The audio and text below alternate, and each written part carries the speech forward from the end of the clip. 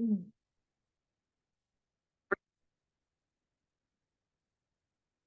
Hello, everyone. So we will be starting with, continuing with chapter 10 of illustrated textbook of pediatrics, that is perinatal medicine, adaptation to extrauterine life. In the fetus, the lungs are filled with fluid. The fetus therefore relies on the delivery of nutrients and oxygen from the placenta. The blood vessels that supply and drain the lungs are constricted, high pulmonary vascular resistance, so most blood from the right side to the heart bypasses the lungs and flows through the ductus arteriosus into the aorta, and some flows across the foramen ovale. As a consequence of the fetal circulation, fetal oxygen saturations are about 65% of the upper body to 35% of the lower body.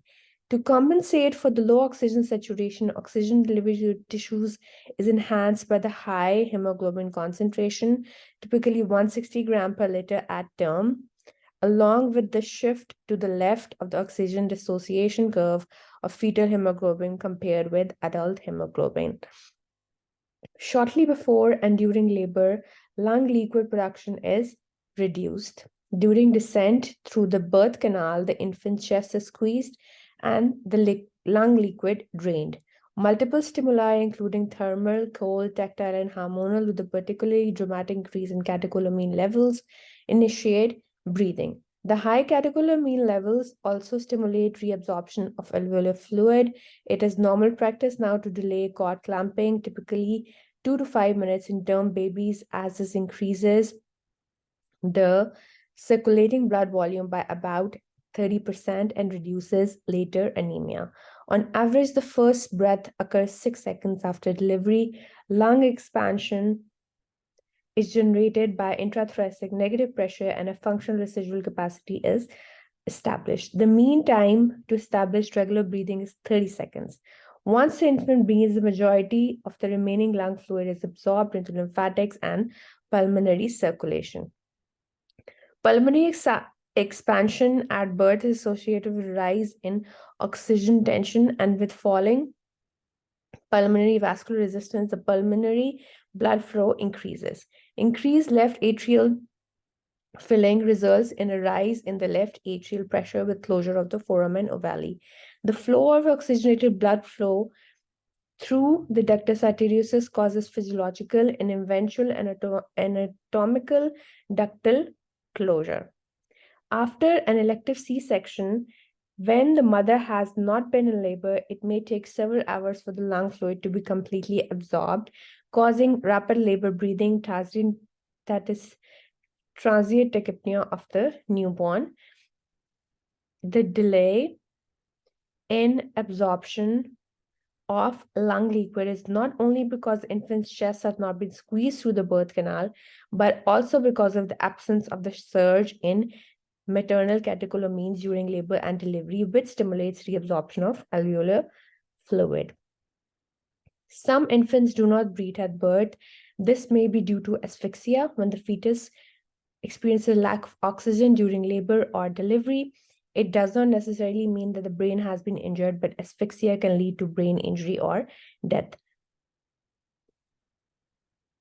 Fetus deprived of oxygen in utero will attempt to breathe, often termed gasping, but this is unsuccessful as it will be, if still in utero, it will become apneic,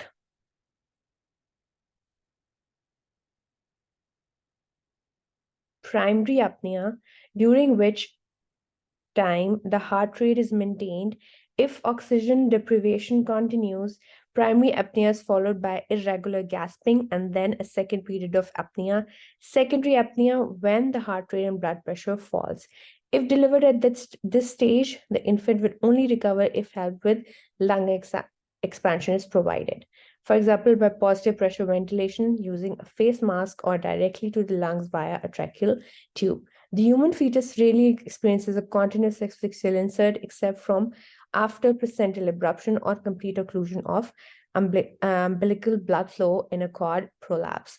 More commonly, asphyxia, which occurs during labor and delivery, is intermittent, for example, from prolonged and frequent uterine contractions, although birth asphyxia is an important cause of failure to establish breathing, requiring resuscitation at birth. There are other causes, including birth trauma, maternal analgesia, or anesthetic agents, retained lung fluid, preterm infant, or a congenital malformation will interfere with breathing. The APGAR score is used to describe a baby's condition at 1 month and 5 months, 1 minute and 5 minutes after delivery. It is also measured at 5 minutes interval, therefore, if the infant's condition remains poor. The most important components are the heart rate and respiration.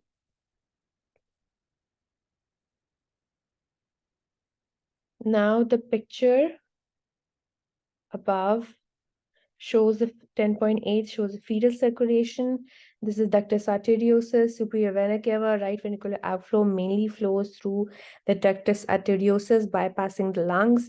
Blood from inferior vena cava mainly passes through the foraminal valley. Blood from the superior vena cava mainly flows into the right ventricle. Now, next is inferior vena cava, ductus venosus, umbilical vein, oxygenation in the placenta. Next, descending aorta, umbilical arteries, and deoxygenated blood to the placenta via the umbilical arteries. Now, the APGAR score is 0, 1, and 2. Heart rate, if absent, it is 0. If less than 100, it's 1. More than 100, it's 2. Respiratory effort absent. It's 0, gasping or irregular. 1, regular strong cry. 2, muscle tone flaccid. 0, some flexions of limb. 1, well flexed, active is 2, reflex irritability none. 1 is for grimace and 2 is for cry and cough. Colors pale blue 0, body pink, extremities blue is 1, and pink is for number 2.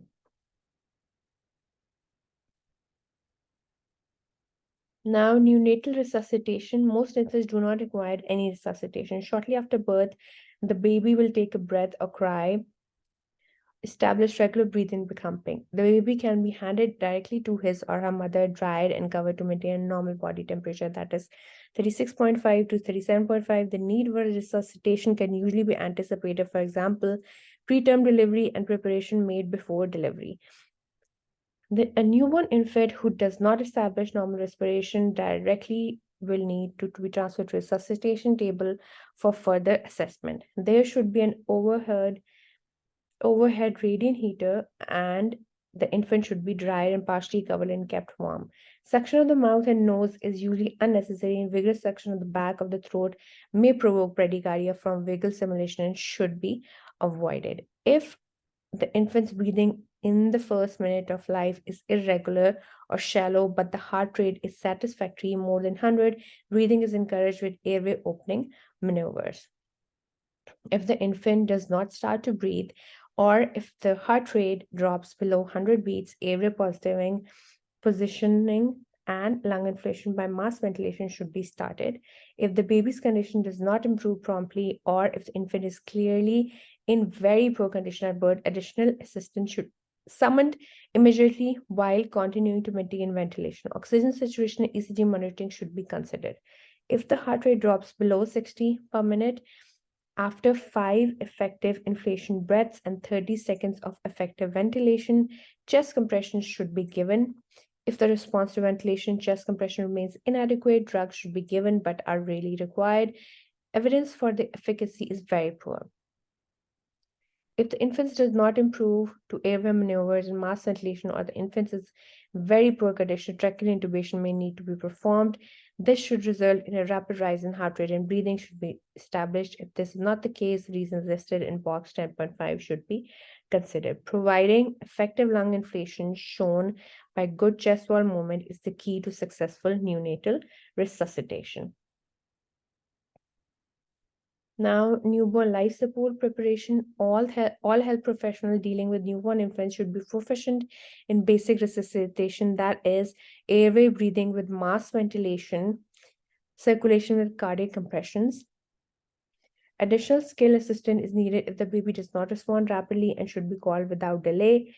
The need for resuscitation can usually be anticipated, and a person proficient in advanced resuscitation should be in attendance at all high-risk deliveries. A clock should be started at birth for accurate timing of changes in the infant condition. Keep the infant warm, dry the infant, remove the wet towel and replace with dry one. This will also provide stimulation can place directly on mother's chest is covered if crying, good tone and color, and desired by the mother.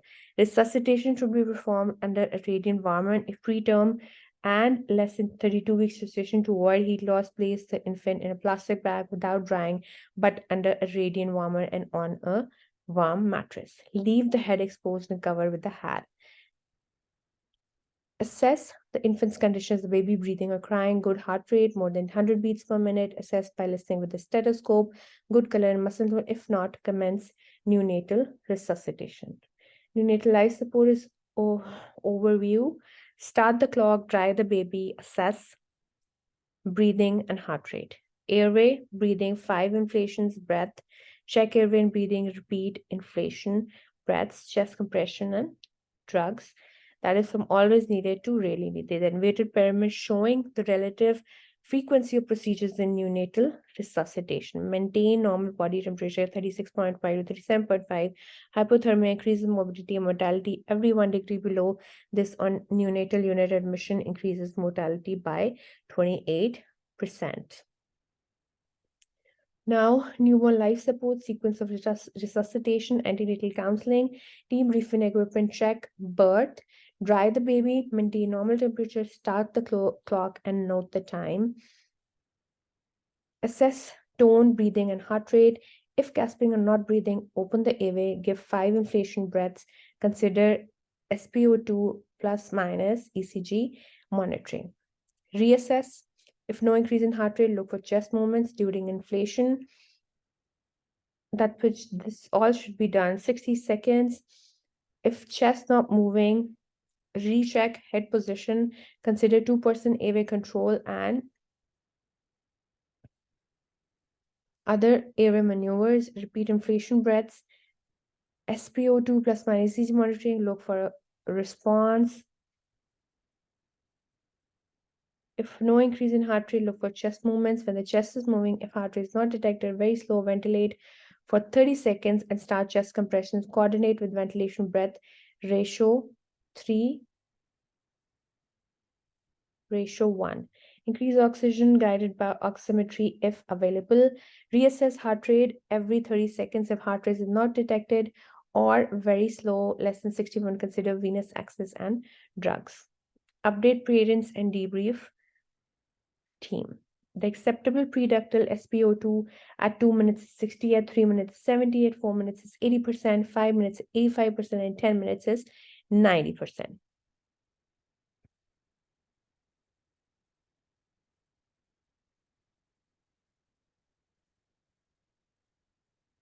Newborn life support airway and breathing. Airway open by placing the infant's head in a neutral position, that is E. Place some support under shoulders. If necessary, provide chin lift and jaw thrush. If necessary, suction and blood or secretion under direct pressure and blocking airway. Breathing, mask ventilation. If not breathing adequately, start mask ventilation. Call for help. Mask is placed over mouth and nose and connected to flow control pressure limited circuits, for example, mechanical ventilator or neopuff or self-inflating bag. Give 5 inflation breath, inflation time 2 to 3 seconds, inspiratory pressure of 30 centimeter water in terms infant to expand lungs. Monitor heart rate, ECG, and oxygen saturation with preductal right hand pulse ox if indicated. If heart rate increases but breathing does not start, continue with peak inspiratory pressure to achieve chest wall movement 15 to 25 centimeter, 0.5 second, inflation time rate of 30 to 40 breaths per minute. Begin ventilatory resuscitation in air to avoid excessive tissue oxygenation, titrate additional oxygen with oxygen saturation, reassess every 30 seconds if heart rate is not responding, ensure adequate chest movements, consider using 2% airway control, intubation, and mechanical ventilation are indicative, mass ventilation ineffective, tracheal suction needed to be cleared, unobstructed airway and congenital upper airway abnormality. Intubation may also be performed to give surfactant to extremely preterm infants. Limit intubation attempts to 20 to 30 seconds. Now the head position vital for airway management. Head in correct, neutral airway position. Head overextended, incorrect. Head flex is incorrect. Chin lift and draw. Jaw thrush. Okay, correct size and position of the mouth. Face mask should cover the mouth, nose, and chin. Covers mouth, nose, and chin, but not eyes. Incorrect. Too large covers eyes and extends over chin. Incorrect. Too small does not cover nose and mouth completely. Mass ventilation, pressure limited air, oxygen. Mass ventilation delivered with pressure limited circuit via T-piece as shown. Neopuff or self-inflating bag. 2% airway control consider if mass ventilation is ineffective. 1% holds the head in the correct position, applies jaw thrust, and holds the mass in place. The assistant operates a T-piece to provide lung ventilation. Tracheal intubation, the laryngoscope blade is lifted upwards. Gentle pressure on the trachea helps bring the vocal cords into view.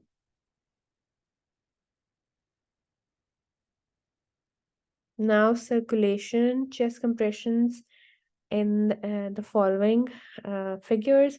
Start if heart rate is less than 60 beats in spite of effective lung inflation, ratio of compression, lung inflation of 3:1, rate of 90 compression ratio 30 breaths per minute, 120 events per minute. Avoid compressing chest during a ventilation breath.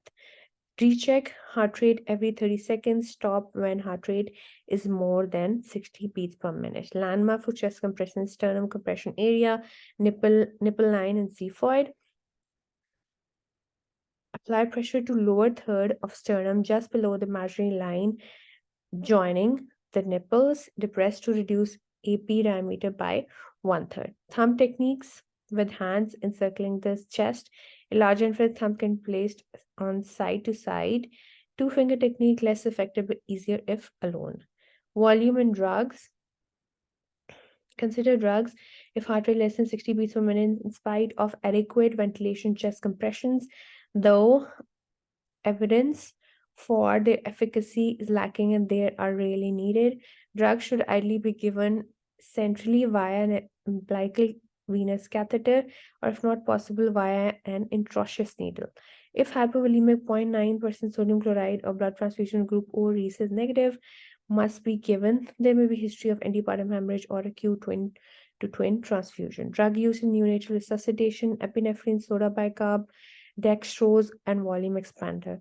Epinephrine is 1:10,000, IV 0.1 ml per kg, 10 microgram per kg, then 0.1 to 0.3 ml per kg, 10 to 30 microgram per kg through ETT, 0.5 to 1 ml per kg, 50 to 100 microgram per kg, that is 5 to 10 times IV dose while IV excess is obtained. Indication heart rate is less than 60 per minute in spite of adequate ventilation, external cardiac compression. Soda bicarb is 4.2%, 2.4 ml per kg, 1 to 2 millimole per kg. Severe lactic acidosis. The indication dextrose is 10%, 2.5 ml per kg, 250 mg per kg. Hypoglycemia. Volume expander 0.9%, soda bicarb, sodium chloride and blood, and 10 ml per kg repeated if necessary, that is blood loss. Now the box condition to consider if after tracheal intubation heart rate does not increase and good chest movement is not achieved. For this purpose, a mnemonic dope may be used. Displaced tube, often in the esophagus or right mid-mucus, obstructed tube, especially meconium patient, tracheal obstruction, lung distortion, lung immaturity or respiratory distress syndrome, pneumothorax, diaphragmatic hernia, lung hyperplasia, pleural effusion, shock from blood loss, perinatal asphyxia, trauma, upper airway obstructions, choanal atresia, equipment, failure, gas supply exhauster disconnected. If there is uncertainty about the adequacy of ventilation in an intubated baby, consider removing the tracheal tube, give mass ventilation, and then reintubate if necessary.